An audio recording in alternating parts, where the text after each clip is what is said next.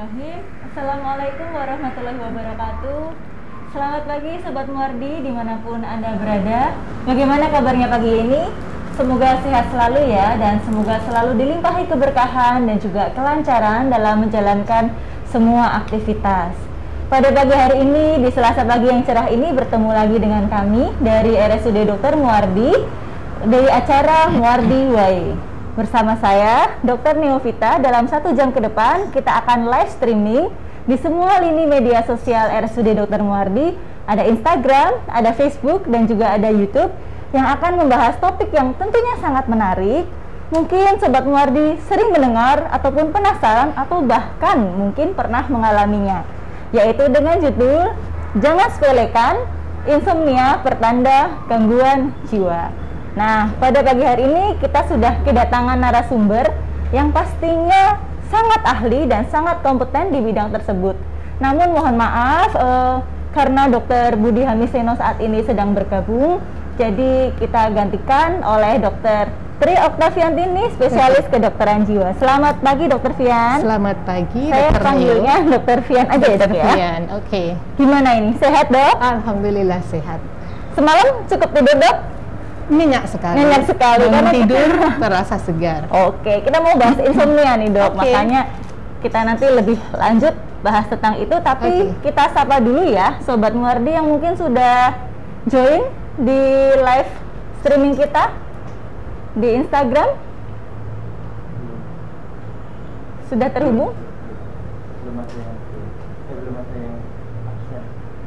Oke Dok. Untuk Sobat Muardi yang mungkin penasaran ataupun ingin tanya-tanya tentang topik kita pagi hari ini, bisa banget silahkan tulis di kolom komentar kami, juga atau mungkin bisa kirim-kirim salam, boleh banget. Oh, ini yang Instagram sudah banyak yang join ya. Hai, halo semuanya, sudah pada kirim-kirim lambaian tangannya. Ada Mbak Wandari, ada Mbak Putri, Mbak Fitria, Mas ARB, Mbak Galuh, Mbak Vina. Halo semuanya, selamat pagi. Bisa banget nanti untuk tanya-tanya tentang topik kita pagi hari ini, karena kami berharap juga semoga dengan adanya live streaming ini bisa memberikan manfaat untuk Sobat Muardi dimanapun di seluruh Indonesia pada umumnya ataupun di Solo Raya pada khususnya. Oke Dr. Fian, kita masuk ke topik ya pagi ini tentang jangan sepelekan insomnia pertanda gangguan jiwa. Kita mulai dari awal dulu Dok. Sebenarnya insomnia. Saya tadi udah perkenalan belum ya? Oh iya, boleh ya. Perkenalan dulu. Perkenalan dulu Perkenalan dulu Dr. Fian. Sebelumnya saya perkenalkan, nama saya Dr. Tri Oktaviantini, spesialis kedokteran jiwa atau disapa dengan Dr. Fian. Ya, saya bekerja di Rumah Sakit Umum Dr. Muardi di bagian psikiatri. Di Poli Cendana juga bisa atau di Poli Umum. Seperti itu, Dr. Neo. Terima kasih Dr. Fian. Nah, Dr. Fian, kita masuk ke topik ya Dok ya. Tentang insomnia. Sebenarnya insomnia ini tuh apa Dok? Pengertiannya, definisinya sebenarnya yang disebut insomnia tuh yang bagaimana? Sebenarnya kalau kita lihat dari insomnia itu sesuatu yang katakanlah kadang dianggap sepele ya. Iya, dianggap sepele, itu kan cuma katakanlah bukan penyakit secara fisik. Tetapi bahwa dari insomnia ini sendiri kita harus tahu definisinya apa sih dari insomnia ini. Nah, kita tahu dari kalau di bagian psikiatri kita memakai dasar dari ICD-10 atau DSM-5. Jadi pada insomnia ini adalah gangguan dari pola tidur ataupun memberikan suatu ketidaknyamanan baik dalam kuantitas maupun kualitas seperti itu. Dalam artian kuantitas waktunya berapa lama dan kualitasnya seperti apa? Apakah dia bangun tidur itu merasa nyaman, segar, ataukah bangun tidur karena dia tidurnya tidak dalam, dia jadi katakanlah jadi nggak nyaman, nggak enak di pagi hari. Gitu ya Dok. Tetap capek walaupun sudah tidur mungkin berapa jam gitu ya Dok? Iya.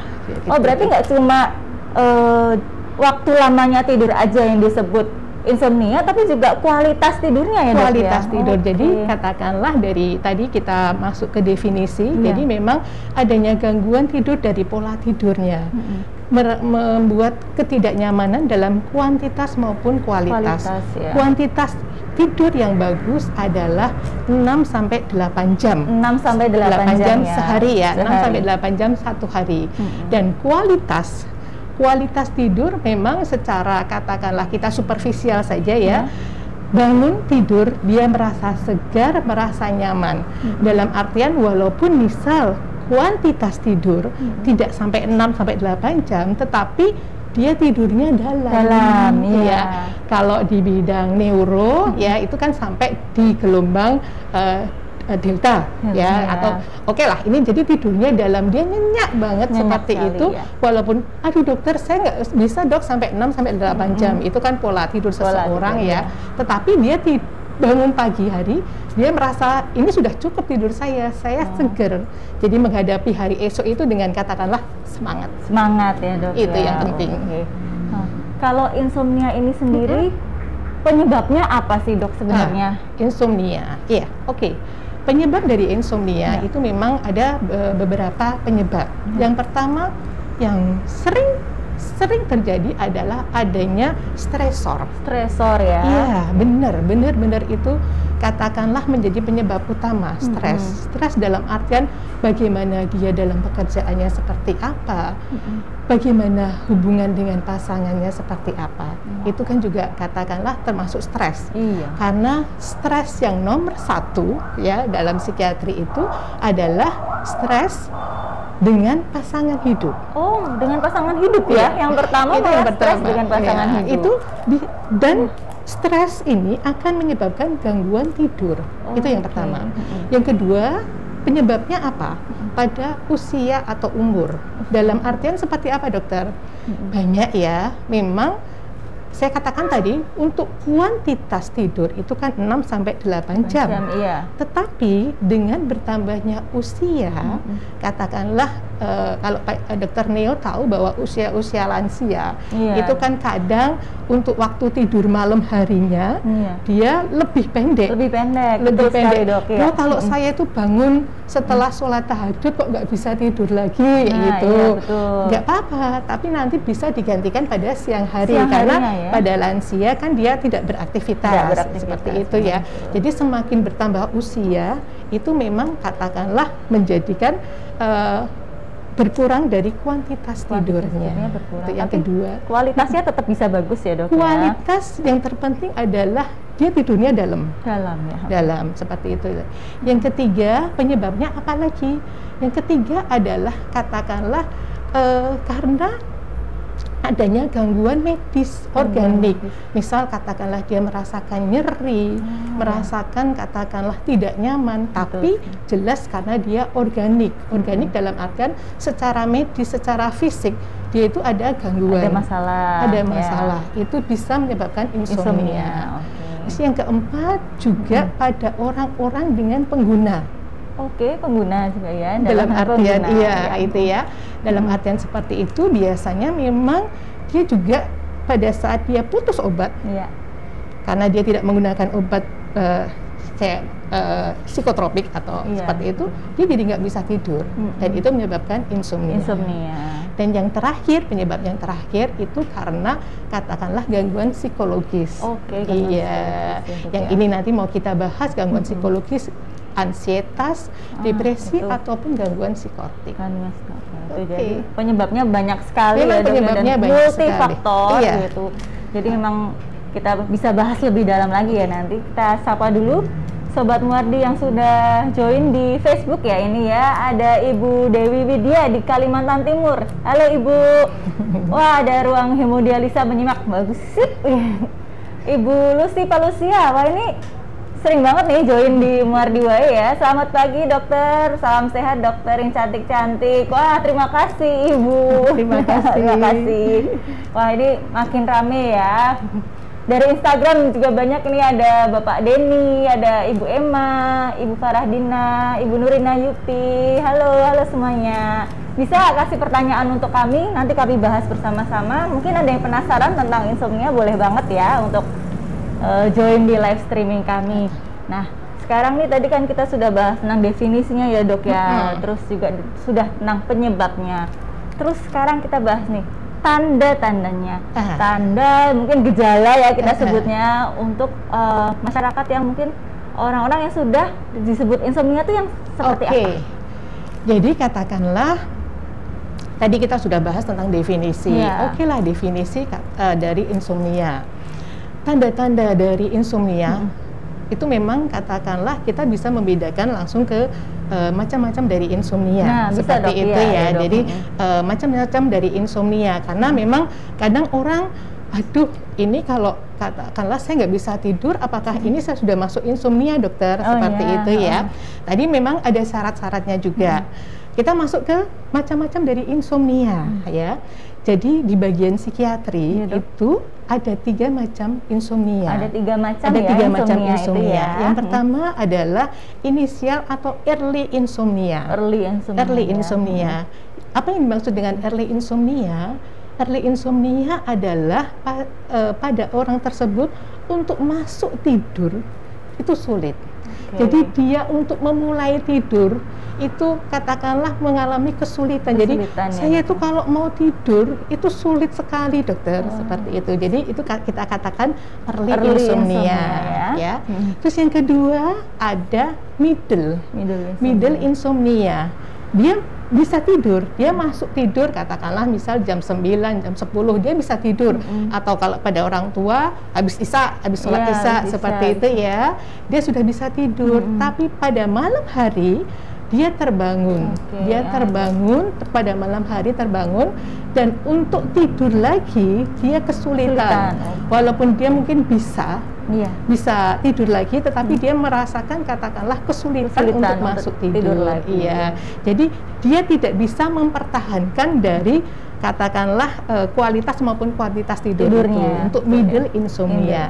Dan yang terakhir adalah late insomnia. Late insomnia itu seperti apa? Jadi seseorang itu bangunnya itu terlalu dini hari. Ya, terlalu pagi ya. Katakanlah jam 2 atau jam katakanlah kalau jam 3 mungkin udah biasa ya, jam 3 habis itu jam 4. Tapi ini jam 2. Dan dari katakanlah durasi atau kuantitas dari tidurnya itu belum mencukupi. Jadi dia bangun terlalu pagi. Itu yang katakanlah membuat pasien ini merasa, aduh dokter saya itu juga merasa nggak nyaman. Seperti itu ya. Jadi ada 3 macam dari macam-macam dari insomnia itu. Jadi ada 3 macam Sobat Muardi insomnia itu, ada early, ada middle, dan juga ada late insomnia. Jadi memang beda-beda jenis insomnianya, mungkin juga nanti penanganannya juga akan berbeda-beda ya dokter ya. Ini kita sapa lagi, ada Ibu Tin. Sehat selalu dokter dari Bontang, Kalimantan Timur. Hai. Ada Erni Chaihong, selamat pagi, salam sehat. Bontang juga. Wah, jauh-jauh. Sobat Muardi dari mana-mana ya, ini ada dari, nggak cuma dari Solo Raya, juga sampai ke pulau-pulau lain. Wah, ini kita sapa dulu, ada Mbak Fani Azra yang di join di Instagram menanyakan suatu pertanyaan nih dok. Insomnia yang seperti apa yang dikhawatirkan sebagai gejala gangguan jiwa dok? Wah, ini pas banget sama topik kita pagi ini. Boleh dokter Fian untuk menjawab? Jadi memang tadi sudah kita masuk ke definisi, katakanlah kita sudah masuk ke macam-macam dari insomnia. Terus yang ketiga adalah kalau seseorang dikatakan insomnia, selain ada definisinya, kita juga harus masuk ini loh, insomnia ini menurut ICD-10, jadi menurut teori ya, itu bahwa terjadi 3 kali dalam seminggu, minimal 3 kali dalam seminggu, dan minimal dalam 1 bulan. Kalau itu adalah ICD-10 ya. Sesuai jadi ICD-10 ya, ICD-10. Jadi memang kalau hanya sehari 2 hari belum ya, ini sudah masuk enggak ya? Masuk insomnia enggak ya? Ya, minimal 3 kali dalam seminggu dan minimal dalam 1 bulan. Itu ya, seperti itu. Dan yang kedua, karena insomnia ini akan menimbulkan distress. Distress dalam katakanlah sosial, pekerjaan, pendidikan. Jadi pada saat dia bangun pagi, dia akan menimbulkan gangguan fungsi dia, distres fungsi secara sosial ya. Dalam dia bekerja dia juga tidak bisa maksimal, tidak bisa optimal seperti itu. Jadi memang pasien sudah merasa tidak nyaman seperti itu. Ya, Dok, ya. Seperti itu. Jadi memang ada kriteria waktunya juga. Kalau dalam ICD-10 itu dalam 1 bulan ini loh minimal, dan dia dalam minimal 3 kali dalam 1 minggu. Kalaupun dia belum masuk dalam kriteria itu, bisa saja ini memang suatu reaksi akut ya, stres akut. Ini belum masuk ke insomnia. Gitu, seperti itu. Ya, untuk Mbak Fani Azra sudah jelas ya untuk pertanyaannya. Jadi memang ini sebagai gejala gangguan jiwa. Ini nanti bertahap ya, tapi nanti tetap ada jawaban di situ. Oke. Dan memang untuk insomnia harus minimal 3 kali dalam seminggu dan minimal dalam 1 bulan. Halo, ada Slow bergabung, terus juga ada Aska ini memberikan pertanyaannya Dok ya. Untuk bagaimana insomnia pada lansia? Normalnya berapa jam Dok?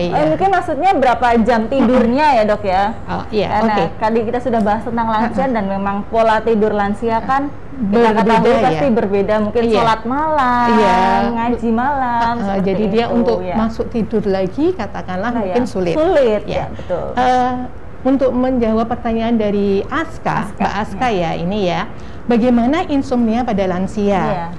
Yang harus digarisbawahi bahwa insomnia ini kan otomatis tadi sudah definisinya tadi ya. Jadi pada insomnia ini dia adanya gangguan perubahan pola tidur baik kualitas maupun kuantitas ya. Dalam artian untuk kualitas itu seperti apa? Jadi dia bangun tidur segar, enak, semangat kayak gitu. Udah katakanlah tidak lemes. Karena kalau kurang tidur kan juga pagi hari kayak gitu saya sering itu Dok, bangun tidur saya lebih capek gitu ya. Dan apakah perbedaan pada lansia? Pada lansia dalam artian kalau pada lansia seperti apa Dokter? Dok. Itu hampir sama sebenarnya. Hampir sama ya, jadi Dok, tidak ada disebutkan di ICD-10 tidak ada perbedaan untuk yang lansia ataupun walaupun mungkin kalau lansia tadi ya untuk kuantitas agak berbeda ya. Terus untuk yang apalagi pada bayi seperti itu juga jelas berbeda. Kita nggak bisa mendefinisikan pada anak seperti bayi itu terutama ya sulit itu juga sulit. Insomnia pada lansia juga sama ya. Jadi memang kuantitas kualitas tidur harus terpenuhi juga ya. Normalnya berapa jam Dokter?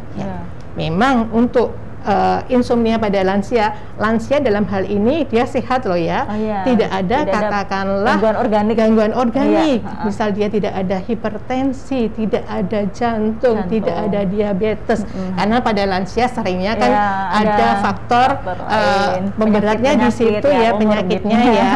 Normalnya berapa jam Dokter?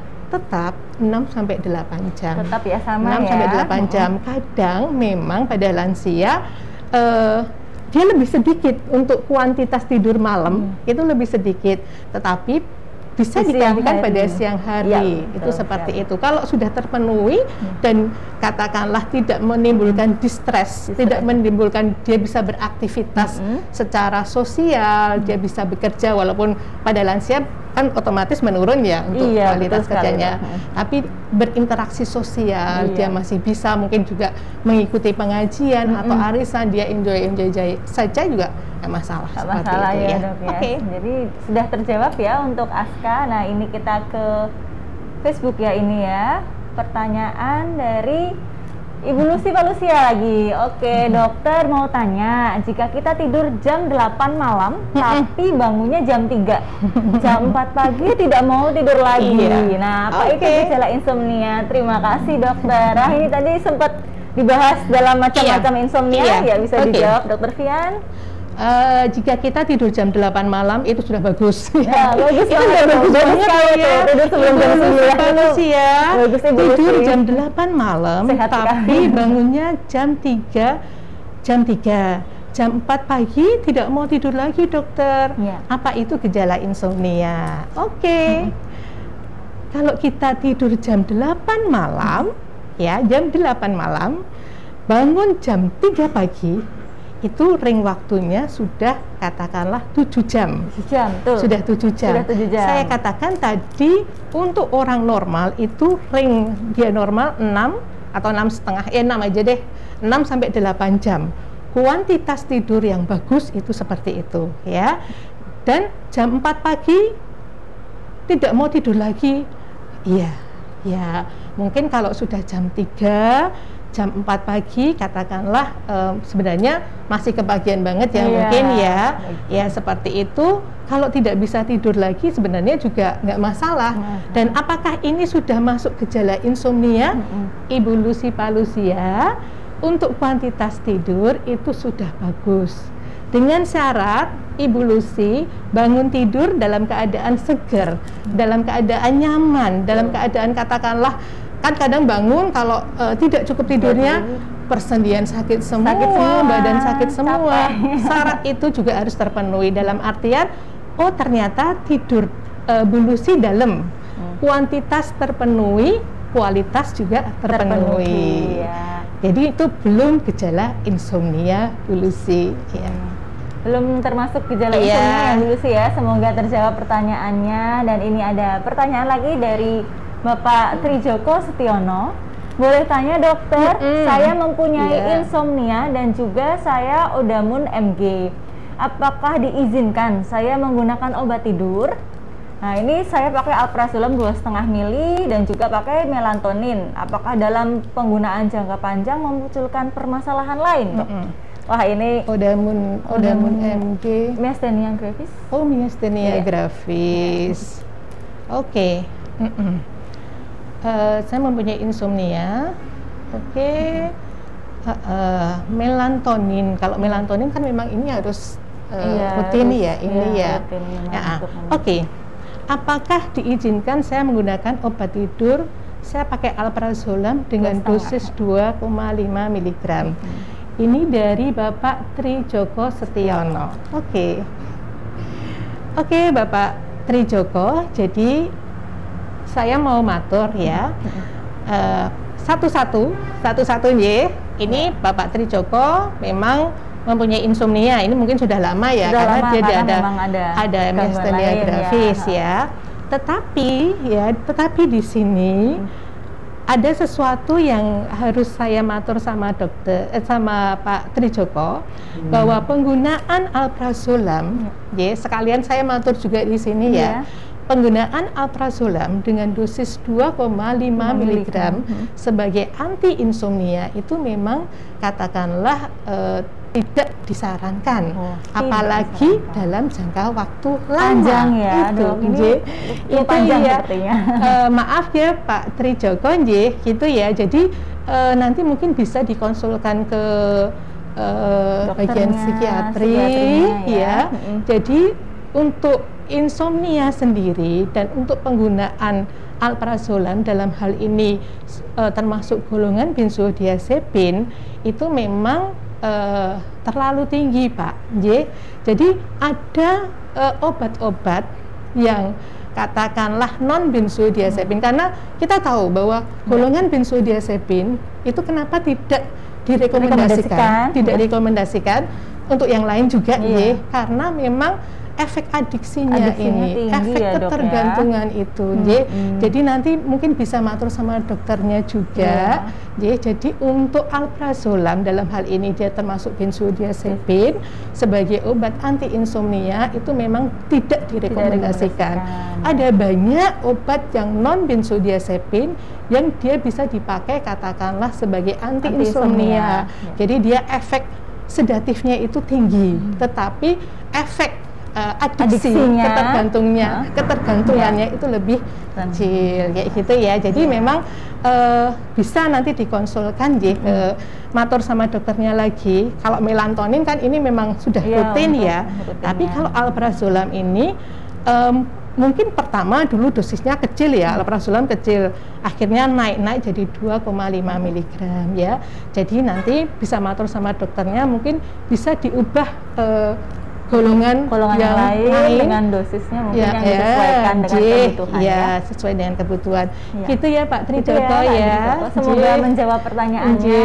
Mungkin bisa konsultasi lagi dengan dokter spesialisnya dan juga dibantu dokter spesialis kedokteran jiwa. Oke. Oke, untuk Ibu Lucy terima kasih dokter, sangat jelas penjelasannya, Iya. jadi tidak khawatir lagi. Semangat iya Ibu Lucy ya, Ibu sudah Lucy. bagus sekali. Iya.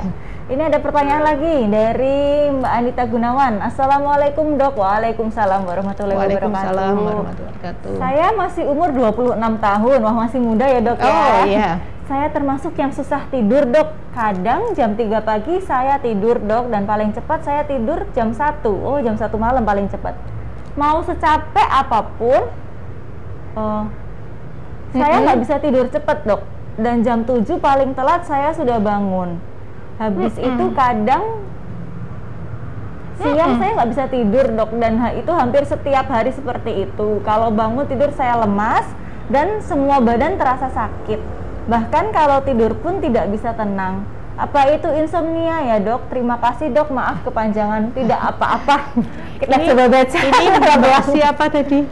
Mbak Anita Gunawan. Oh, Mbak Anita Gunawan. Oke. Ini usia 26 tahun. Saya termasuk orang yang susah tidur. Kadang jam 3 pagi saya tidur, dan paling cepat saya tidur jam 1. Jam 1 sampai jam 3. Kadang jam 3. Paling cepat jam 1 malam tidur dok. Kadang jam 3 pagi baru tidur. Mau Tapi jam secapek 7 apapun bangun. saya nggak bisa tidur cepat dok. Dan jam 7 paling telat saya bangun. Ya, jam 3 sampai jam 7, 4 jam. Ya.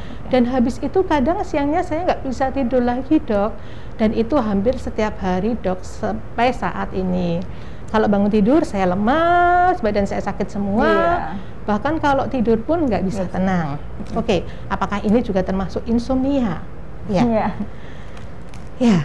Jadi gini, kita melihat suatu katakanlah masalah ini, ya, jadi ini kan jam 1, jam 3 itu baru dia bisa tidur. Jam 7 bangun. 4 jam. Mau tidurnya itu juga nggak susah. Iya. Tapi, dan saya jadi kita tidak hanya melihat dari ini loh tidurnya, itu tidak. Ada apa di balik itu? Oh iya. Nah itu. Ada sesuatukah di balik itu? Jadi memang banyak faktor. Makanya tadi saya matur sama Dokter Neo. Untuk penyebab insomnia itu kan banyak sekali, termasuk stres, termasuk katakanlah tadi usia, dan yang paling bawah sendiri, yang kelima dari penyebab tadi saya katakan bahwa bisa saja memang gangguan psikologis, adanya ansietas, adanya depresi, atau adanya gangguan psikotik. Dalam artian, jadi pada Mbak Anita, ya, pada Mbak Anita ini memang kita tidak hanya melihat, oh ini termasuk insomnia. Tidak hanya melihat dari insomnianya ini. Karena apa? Kita ke topik ini tadi lah ya. Ya. Kita masuk ke topik ini, bahwa jangan sepelekan insomnia pertanda gangguan jiwa. Jadi saya malah masuk ke gangguan jiwa ya. Oke, dok. Jadi pada gangguan jiwa itu ada gangguan jiwa yang psikotik dan gangguan jiwa yang katakanlah non psikotik atau neurotik. Kita tahu bahwa untuk yang gangguan jiwa yang psikotik, dalam artian psikotik itu seperti schizofren atau gangguan psikotik akut, dalam artian dia tidak bisa membedakan ini realita atau tidak. Jadi ada halusinasi ada waham, seperti itu ya. Jadi ini memang kalau gangguan jiwa yang psikotik, gangguan jiwa yang psikotik itu memang katakanlah dia tidak bisa membedakan, dan di gangguan jiwa yang psikotik sendiri itu memang ada gangguan tidur. Itu salah satunya ada biasanya tidur. Memang pasien datang dikeluhkan oleh keluarga atau dia mengeluh sendiri, saya itu tidak bisa tidur dokter beberapa hari. Karena apa? Oh ternyata dia terganggu malam hari itu karena dia mendengar suara-suara, mendengar katakanlah mungkin melihat ilusi bayangan seperti itu. Dan yang kedua, untuk gangguan jiwa yang non psikotik atau neurotik itu bisa katakanlah gangguan afektif, jadi seperti depresi, cemas, panik, seperti itu. Nah, itu secara fisik, secara katakanlah dia bisa membedakan, oh ini nyata sama tidak nyata.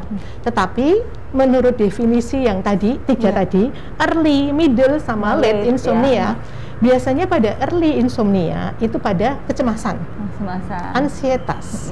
Itu biasanya memang kalau ada early insomnia, kita bisa apakah ini ada kecemasan. Untuk yang middle, jadi dia bisa tidur tetapi tengah malam dia bangun. Ataupun yang kedua pada late, jadi dia bangunnya terlalu pagi banget kayak gitu ya, itu bisa terjadi pada depresi. Seperti itu ya. Jadi balik tadi ke pertanyaan Mbak Anita Gunawan, kita juga harus tahu apakah insomnia ini dia berdiri sendiri, ataukah ada insomnia ini merupakan gejala dari ini loh, itu ya, gangguan jiwa itu.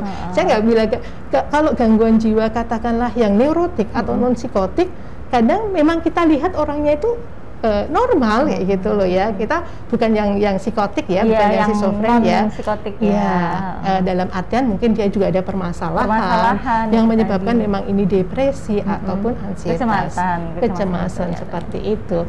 Itu ya Mbak Anita ya. Semoga menjawab pertanyaannya, dan mungkin misal dirasa sudah mulai mengganggu bisa konsul ya dok ya, dengan ke cendana psikiatri di sekitarnya seperti itu. Nah ini juga ada pertanyaan dari Instagram ya, dari Mas ARB 17. Dok, apakah penggunaan weighted blanket bisa membantu meningkatkan kualitas tidur? Kemudian, apakah tidur siang bisa menggantikan tidur malam, baik dari kuantitas ataupun kualitas? Memang ada lagi musim dok, selimut yang bisa meningkatkan kualitas tidur kita, karena di feed saya Instagram juga banyak sponsor seperti itu, sponsor selimutnya bisa selimut yang bisa meningkatkan. Ya, karena mungkin saya juga tidurnya juga kurang berkualitas. Seperti itu. Jadi weighted blanket. Iya. Jadi dia seperti selimut. Selimut biasa dok, selimut biasa kayak selimut yang kayak di hotel itu, cuman katanya kalau pakai itu bisa lebih berkualitas. Ya. Jadi malah saya masuknya tadi ke ini loh. Jadi untuk saya yang masuk ya, ya nggak apa-apa ya. Jadi untuk katakanlah seseorang untuk memulai tidur itu kan ada cara-caranya, namanya sleep hygiene. Sleep hygiene ya. Sleep hygiene itu bukan sebelum tidur harus sikat gigi, harus mandi, bukan. Bukan seperti itu. Yang dinamakan sleep hygiene adalah katakanlah kebiasaan untuk tidur yang baik. Jadi bukan hygiene dalam artian bersih itu bukan dalam artian itu harus sikat gigi dulu, harus katakanlah mungkin mandi, cuci tangan, bukan ya. Tapi untuk sleep hygiene itu ada beberapa katakanlah tips-tipsnya. Ini penting banget, ini bisa juga mungkin untuk Mas ARB tentang tips ya. Ya, yang pertama untuk sleep hygiene. Jadi batasi konsumsi makanan dan minuman sebelum tidur. Malah dibatasi ya makanan dan minuman.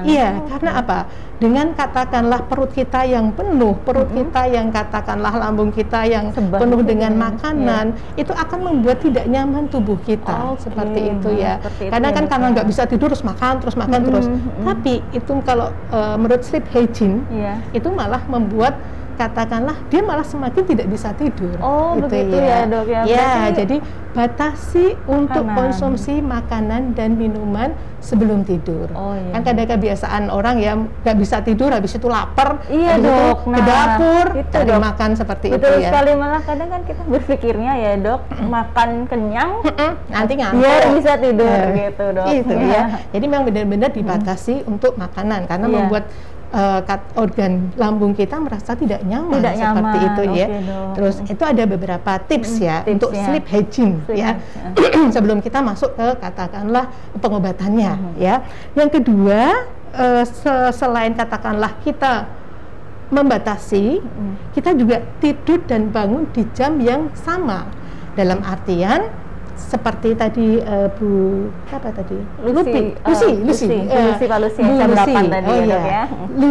Lucy tadi kan memang dia tidur dan bangun tidur di jam yang sama, itu ya. Jadi katakanlah saya biasanya tidur jam 8 dokter atau jam 9. Nanti katakanlah bangun jam 3 pagi atau jam 4 pagi seperti itu. Dan itu disesuaikan. Kita harus mendisiplinkan diri kita. Seperti itu ya. Yang sulit ya sepertinya ya Dok untuk mendisiplinkan diri dengan pola tidur yang baik, jam yang sama seperti itu ya. Apakah dokter Neo juga ada? Iya, saya juga memang susah tidurnya memang karena ini topiknya pas banget buat saya juga. Jadi pas banget ya. Oke. Terus yang ketiga memang untuk sleep hygiene sendiri adalah batasi jam tidur siang. Oh, oke. Jadi masuk ke jam tidur siang juga ya Dok ya? Iya. Jadi gini, beda dengan katakanlah pada lansia. Karena pada lansia otomatis dia pada siang hari dia tidak ada pekerjaan. Dia ada kegiatan yang katakanlah menyita harus tidur. Tetapi kalau untuk usia-usia produktif, usia-usia produktif itu memang batasi untuk jam tidur siang. Oke. Itu. Batasi untuk tidur siang. Jadi dalam artian katakanlah kalau tidur siang sudah 2 jam, sebenarnya tidur siang yang bagus itu maksimal adalah 30 menit. Oh, 30 menit ya Dok ya? Atau 20 sampai 30 menit itu sebenarnya udah bagus. Udah bagus sekali itu ya. Tapi kan kadang apalagi sekarang semua di rumah ya. Di rumah, mungkin daringnya sudah selesai. Tidur siang kebablasan. Ya, jadi yang pertama tadi batasi makan dan minum, yang kedua biasakan dengan pola tidur yang sama untuk jam masuk tidur dan bangun tidur itu pada saat yang sama. Yang ketiga, batasi untuk tidur siang. Apalagi pada usia-usia produktif boleh kita tidur siang boleh, tetapi jangan terlalu lama memang. Karena apa? Nanti akan mempengaruhi pada malam hari ya. Otomatis pada malam hari dia juga akan untuk tidur berkurang jamnya, kualitasnya juga nggak bagus juga. Berarti tidur siang boleh ya untuk Mas Arit, cuman tidak menggantikan ya Dok. Berarti kan ini apakah bisa menggantikan? Sebenarnya jangan dipakai untuk menggantikan tidur malamnya. Kecuali pada lansia loh ya. Kecuali pada lansia saya rasa belum ini. Kayaknya untuk Mas Arbe ini ya. Belum ini ya. Terus yang keempat adalah ciptakan ritual khusus sebelum tidur. Dalam artian jadi gini, misal katakanlah kita tidur jam 10 seperti itu ya. Jam 10. Nah, kalau kita sudah ada patokan, jam 10 nanti saya harus tidur. 1 jam sebelumnya, katakanlah benar-benar kita ini loh. Kadang kan sebelum tidur udah masih pegang HP, masih pekerjaan dan ini loh ya. Ini sudah. Program itu kemana-mana kan otomatis ini ya sekarang. Sekarang ini kemana-mana pasti bawa Android seperti itu ya. Seperti itu. Jadi ciptakan ritual khusus sebelum tidur. Jadi benar-benar, dan itu memang individualistik. Tidak bisa kita samakan antara satu orang dengan orang yang lain. Nggak bisa. Jadi itu individualistik dan kenyamanan dari kita seperti itu ya. Seperti itu ya. Jadi memang kalau misal orang ini bisa dokter, jadi memang 1 jam sebelumnya, kalau saya jam 10, jam 9 itu benar-benar saya sudah harus off. Harus off semuanya dari pekerjaan, walaupun aduh ini harus target dokter, ini harus ini. Tetapi kita besok itu masih ada hari. Besok itu masih ada hari, masih katakanlah kita masih harus beraktivitas. Itu yang terpenting dalam mindset kita. Hari kita itu bukan hari ini saja. Besok masih ada hari, dan besok itu kita pasti akan lebih sibuk dari hari ini. Seperti itu ya. Selanjutnya ciptakan lingkungan tidur yang nyaman. Jadi tadi seperti weighted blanket. Bisa. Mungkin bisa ya. Bisa. Jadi memang apakah penggunaan bisa membantu meningkatkan kualitas tidur? Bisa. Jadi dan kualitas tidur itu memang individualistik. Dalam artian mungkin ada orang biasanya kan lingkungan tidur itu memang nyaman, sepi, tidak berisik. Kadang juga lampu dibuat redup atau dimatikan seperti itu. Jadi itu termasuk sleep hygiene juga. Jadi memang ada beberapa orang yang membuat nyamannya itu, misal saya tuh nggak bisa tidur dok kalau gelap. Nggak apa-apa kayak gitu ya. Tapi ada beberapa yang dia lebih nyaman tidur dalam suasana yang redup, tidak terang dan tenang. Mungkin juga saya kan ada beberapa yang harus memakai penutup seperti itu ya, itu juga bisa. Ataupun dengan weighted blanket itu juga bisa ya. Terus yang terakhir adalah pagi hari dong, kita harus olahraga rutin, akan meningkatkan energi seperti itu ya. Untuk rutin olahraga di pagi hari ini sepertinya juga agak susah sekarang. Kenapa? Iya, mager dong. Mager seperti itu ya. Oke. Iya, itu ya jawabannya untuk Mas ARB. Semoga puas dengan jawabannya, atau nanti kalau misalnya ada yang mau ditanyakan lagi bisa tulis lagi di kolom komentar. Nah, ini ada pertanyaan lagi dari Mas Wirawan Barata. Dok, sebulan terakhir ini saya baru bisa tidur di atas jam 2 pagi. Padahal sedang tidak ada masalah apapun. Apakah ini berbahaya? Dan bagaimana mengatasinya, Dok? Sebulan ya, dalam sebulan terakhir. Sebulan terakhir di atas jam 2 pagi. Tadi saya katakan bahwa syarat dari insomnia itu dalam 1 minggu itu minimal ada 3 kali dan minimal terjadi dalam 1 bulan. Ya, minimal 3 kali dalam seminggu. Jadi dia tidur malam, insomnia itu 3 kali dalam seminggu dan minimal dalam 1 bulan. Dan sebenarnya ini sudah tidak ada sekarang ini tidak ada masalah, dokter. Coba, tidak ada masalah. Tetapi yang saya tanyakan untuk sekarang ini, apakah ada perbedaan rutinitas? Rutinitas dalam artian atau mungkin dia dalam pekerjaan dia harus mengejar target, atau ada sesuatu yang katakanlah walaupun dia tidak masalah, tetapi ya kan bisa saja stresor itu memang ditekan di alam bawah sadar dia seperti itu. Dan tadi ditanyakan apakah ini bahaya, dokter? Ya, saya katakan bahwa pada insomnia, kalau kualitas pada insomnia sendiri itu tadi ada 3, tapi dia menimbulkan katakanlah untuk fungsi sosial, fungsi pekerjaan pada pagi hari dia tidak bisa. Itu loh, seperti itu. Jadi jam 2 pagi dia bangun jam berapa? Jam 8 atau jam berapa? Jam berapa ya? Kuantitasnya kualitasnya seperti apa? Apakah dia dibangun di pagi hari lama-lama seperti yang Mbak siapa tadi? Mbak Anita ya tadi lemes, badan sakit semua, sakit, seperti itu gitu. Kita mau kerja nggak bisa seperti itu ya. Kalau itu memang semakin lama dipertahankan ya, apakah akan berbahaya? Saya katakan iya, karena nanti jatuhnya malah ke gangguan jiwa. Itu ya. Oke. Oh, ini ada pertanyaan ya dari Instagram. Sebentar. Untuk Mas Wirawan Barata semoga menjawab ya pertanyaannya tadi.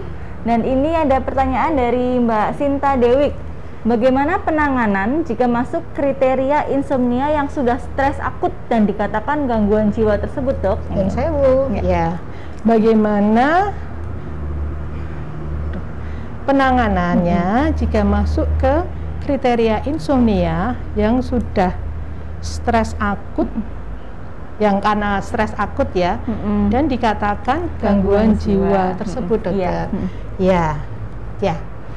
Jadi katakanlah yang pertama tadi ya, insomnia yang karena stres akut, seperti itu ya.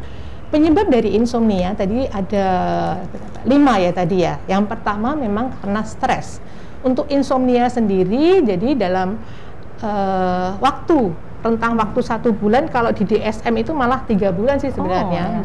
Tapi dalam 1 bulan ini memang bagaimana, dokter, memang kalau memang sudah dia tidak nyaman, pekerjaan pagi hari juga tidak nyaman seperti itu, penanganannya gimana? Ya memang harus diperiksakan.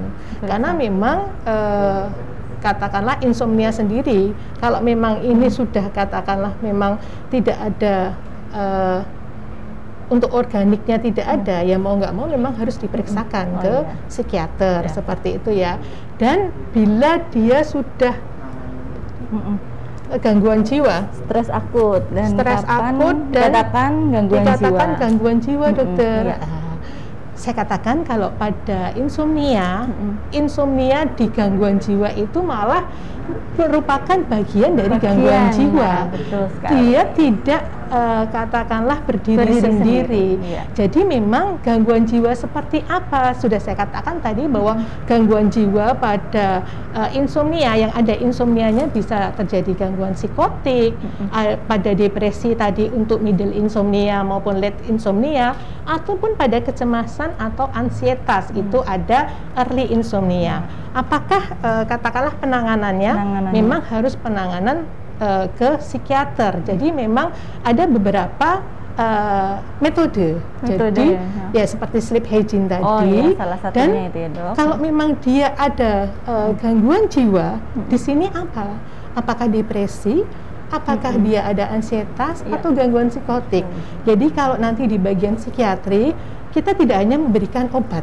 Oh, tidak hanya obat. Jadi, ya di bagian psikiatri sendiri untuk gangguan jiwa, apakah itu neurotik, non psikotik atau kan psikotik, itu kita juga memberikan psikoterapi. Nah, itu psikoterapi. Ya.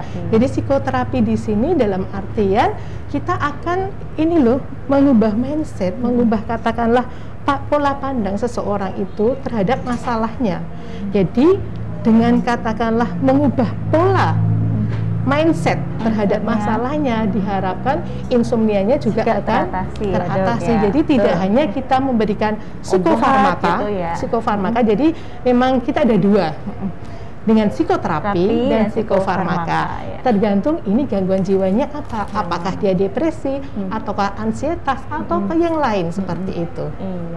Nah, itulah pentingnya misalnya ada masalah untuk datang langsung ke ahlinya, karena pasti untuk penanganannya juga lebih banyak, komprehensif. Ya, lebih komprehensif, nggak cuma asal denger nih, misalnya denger obat A bisa untuk gangguan insomnia, beli sendiri. Nah, belum efeknya nanti ya, Dok, yang misalnya dosisnya terlalu tinggi, penggunaannya terlalu panjang, menimbulkan adiksi, ketergantungan seperti itu. Jadi memang sebaiknya jika ada masalah dalam hal ini insomnia bisa konsul ke psikiatri ya, Dok, ya. Gitu.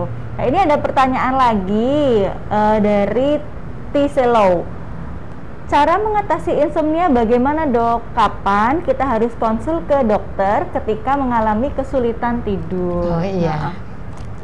Mungkin tadi sudah ya. Iya, untuk sempat dibahas, insomnia sendiri sudah dibahas ya, tapi nggak apa-apa. Ini dari siapa? Tiselo. Tiselo. Ini nggak bisa. Nggak bisa, Dok. Nggak bisa ya.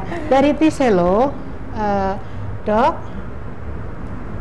Cara mengatasi insomnia bagaimana? Kapan kita harus konsul ke dokter? Cara mengatasi insomnia salah satunya tadi sudah saya jelaskan panjang dan lebar sama dengan luas ya. Itu tadi untuk salah satu yang paling mudah adalah dengan sleep hygiene. Sleep hygiene dalam artian bukan harus sikat gigi dulu, harus bersih, harus mandi, bukan. Ya. Bukan. Tadi ada beberapa tips katakanlah untuk sleep hygiene dan itu memang individual sekali, individual sekali. Bisa berbeda. Ya, tadi ada katakanlah ada 6 tips ya. Jadi batasi untuk tidur siang, batasi makan dan minum pada malam hari, ritual sebelum tidur seperti apa? Katakanlah kenyamanan sebelum tidur, apakah dengan lampu yang dimatikan atau lampu redup ataupun nyamannya itu dengan lampu nyala, dan yang terpenting adalah olahraga rutin seperti itu ya. Jadi cara mengatasi insomnia memang individual sekali, tetapi ini tips ya, bisa katakanlah dilakukan sama Mas Tiselo tadi. Terus apakah katakanlah kriteria masuk di insomnia seperti itu ya? Kapan harus konsul ke dokter? Kapan harus konsul ke dokter kalau itu katakanlah sudah masuk ke insomnia? Ya, saya katakan bahwa insomnia itu adalah gangguan pola tidur, membuat nggak nyaman, membuat katakanlah pagi hari merasa lemes, bangun tidur juga katakanlah badan sakit semua.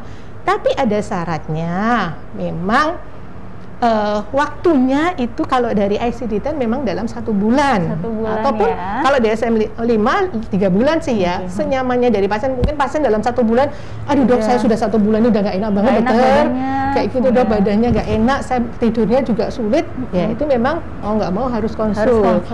Dan tadi saya katakan bahwa sudah menimbulkan disfungsi dalam kegiatan sosial, dalam pekerjaan, dia sudah tidak bisa bekerja karena tidur malam hari kurang. Nah, kalau sudah seperti itu kan udah menurun fungsinya, apalagi pada usia-usia produktif.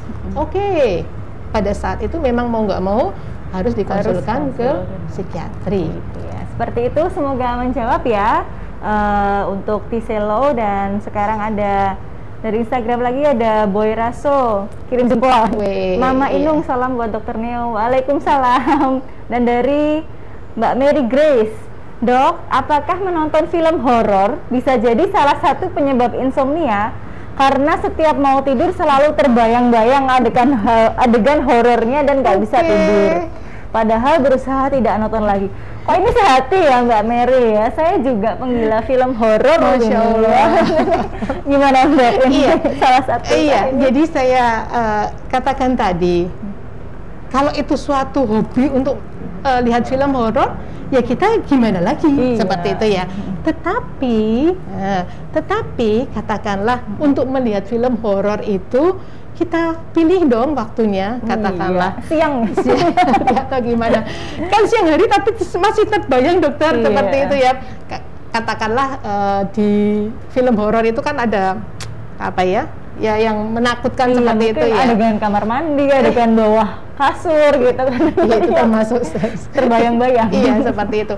Mungkin bisa dipilih seperti Dokter Neo tadi ya, mungkin di siang hari atau ya mungkin lebih kita dapat itunya itu malam dokter. Iya, tapi nanti akibatnya jadi sulit tidur, jadi ada gangguan tidur. Tapi saya belum atur ini insomnia loh ya, karena ini harus memenuhi dari kriterianya yang tadi seperti itu ya. Walaupun itu mungkin dengan berjalannya waktu untuk bayangan-bayangan horor itu kan akan hilang dengan sendirinya. Maksudnya pada saat kejadian habis nonton film horor ya nggak bisa tidur, ya kayaknya semua orang juga seperti itu, gitu loh ya. Iya, bahkan untuk yang suka film horor, tetap pas mau tidur pasti terbayang-bayang kok. Udah sudah sering seperti itu. Dan itu semua orang pasti. Tapi itu hanya katakanlah reaksi stres ya. Stres dalam artian karena ini loh habis ada stres karena melihat film terpapar. Iya, terpapar. Oke, tapi dengan berjalannya waktu dia bisa kok hilang dengan sendirinya ya.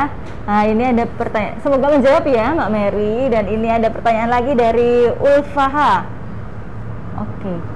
Selamat pagi dokter, ketika tidur sebelum jam 21 suka mimpi tidak nyenyak. Namun kalau tidur lebih dari jam 1 lalu bangun pagi rasanya lebih nyaman. Apakah itu insomnia pertanda gangguan jiwa? Oh, ya. Jadi ada nightmare ya. Kalau sebelum jam 21. Ketika tidur sebelum jam 21 suka mimpi dalam artian mungkin seperti nightmare seperti itu ya. Tidak nyenyak.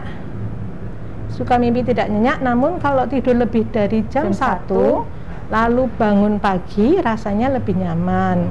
Itu ya. Jadi untuk mimpi ini ya, mimpi ya, apalagi ini mungkin mimpi yang tidak nyenyak, ya. Mimpi tidak nyenyak itu apakah otomatis mimpi tidak nyenyak kan jadi dia nggak nyaman nyenyak seperti ya, dok, ya? Nah, mimpi tidak nyenyak ini bisa katakanlah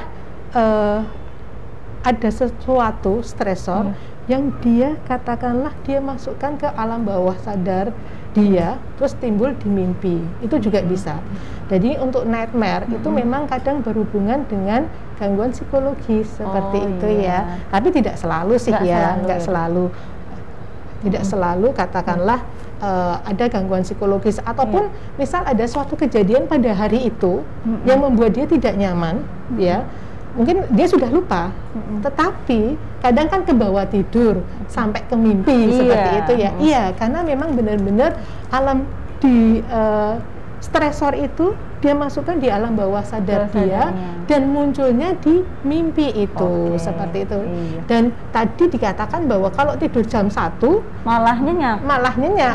Jadi kualitas tidur dia bagus dalam artian memang dia tidurnya dalam, dia sampai gelombang delta, sampai gelombang delta dalam artian memang benar-benar dia itu tidurnya dalam dan bangun pagi dia nyaman. Tapi kalau dia kurang dari jam 9 malah dia mengalami katakanlah nightmare atau ya, mimpi tidak yang nyenyak, tidak seperti nyaman itu itu ya. tadi. Tapi untuk kualitas sebenarnya dia dia sudah memenuhi karena dia bangun segar, nyaman, enak seperti itu ya. Ataupun bangun paginya jam berapa ini? Nah, Tadi tidak tidak disebutkan diceritakannya. di sini ya. Apakah kuantitasnya sudah cukup? Oke. Semoga menjawab ya Mbak Ulfaha. Dan ini untuk pertanyaan terakhir. Dok, bila insomnia selama 2 tahun, apakah bisa dikatakan tanda-tanda gangguan jiwa? Apa efek panjang insomnia? Oh ya, sudah 2 tahun seperti itu ya. Ya, memang saya katakan, walaupun di sini jangan sepelekan insomnia pertanda gangguan jiwa. Tapi kalau ini siapa yang tanya? Wirawan. Wirawan. Mas Wirawan yang tadi Mas tanya Wirawan juga ya. Oh iya, aktif ya? Oke. Mas Wirawan, kalau ini insomnia sudah 2 tahun. Sudah 2 tahun dalam artian insomnia itu memang benar-benar murni. Dalam artian dia memang tidak ada gangguan medis. Secara fisik dia sehat, gitu ya. Terus yang kedua, dia tidak putus obat. Dia tidak memakai obat dalam artian psikotropik, tidak. Terus yang ketiga, dia tidak katakanlah dia nggak ada permasalahan dokter. Jadi memang benar-benar murni, tidak ada gangguan psikologis. Apakah ini masuk insomnia yang memang tidak mengarah ke sini? Iya. Seperti itu ya. Iya, memang ini termasuk insomnia, tapi terbebas dari gangguan organik, terbebas dari gangguan katakanlah psikologis ataupun putus zat. Seperti itu ya. Terus tadi apa efek jangka panjang insomnia? Untuk efek jangka panjang dari insomnia sebenarnya memang otomatis insomnia ini kan dia harus memakai obat.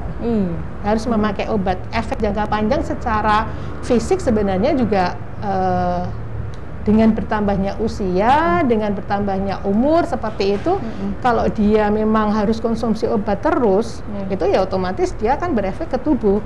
Seperti itu ya, dalam artian ya insomnia yang dalam jangka waktu panjang, apakah ini nanti jelek di end state-nya seperti itu ya. Ya, seperti itu saya katakan memang insomnia ini sebenarnya kita tidak harus tergantung dari obat. Kita harus katakanlah untuk pengobatan dari insomnia, mau nggak mau harus kita turunkan sedikit demi sedikit seperti itu ya. Tapering off. Tapering off seperti itu. Dengan apa? Misal katakanlah sleep hygiene seperti itu ya. Ataupun misal kita kan nggak mungkin 2 tahun ini insomnia murni, nggak ya. Setiap orang pasti ada suatu permasalahan ya. Permasalahan ini mungkin bisa katakanlah kita share kita dengan katakanlah orang-orang terdekat kita, dengan keluarga kita, dengan katakanlah ini loh lingkup terkecil dari keluarga kita. Dalam artian sebenarnya kalau insomnia ini apakah nanti insomnia kan bukan secara fisik ya. Jadi kalau memberat pun, kronis pun juga katakanlah ini bisa kok diatasi insomnia ini, misal dengan katakanlah sleep hygiene, dia bisa relaksasi, dia bisa katakanlah olahraga rutin, akan katakanlah insomnia ini sedikit demi sedikit akan berkurang.